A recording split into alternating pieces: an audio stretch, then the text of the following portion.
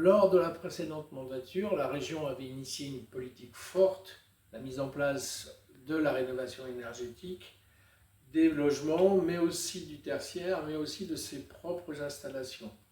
Nous avons tenu à évaluer cette politique et comment elle s'était développée territorialement. C'est assez partagé suivant les territoires. Il y a des services plus ou moins performants. Les métropoles ont continué sur leur politique habituelle, avec leurs partenaires habituels sans un coût pour la population.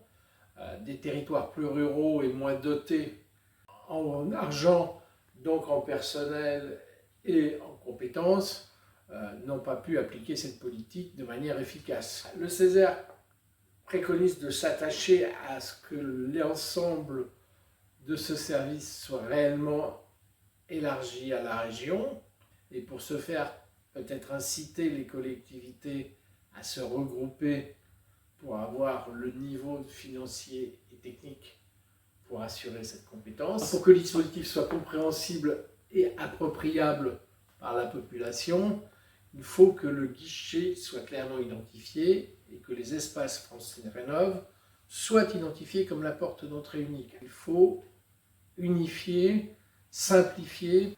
Alors, troisième préconisation, l'important c'est d'aider le tissu artisanal local à s'investir dans cette rénovation énergétique sans que ce soit trop complexe ni coûteux.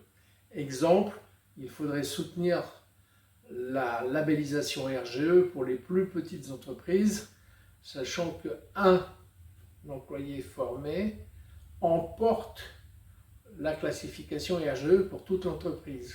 Et donc, il y a besoin d'une politique proactive pour aider les artisans, parce que l'intérêt de la rénovation énergétique, c'est qu'elle ne se délocalise pas, elle a recours au tissu local. La quatrième préconisation, aider les bailleurs sociaux, par exemple, à aller vers des rénovations performantes en aidant l'ingénierie de base, mais aussi aider les particuliers avec un financement de l'assistance à maîtrise d'usage.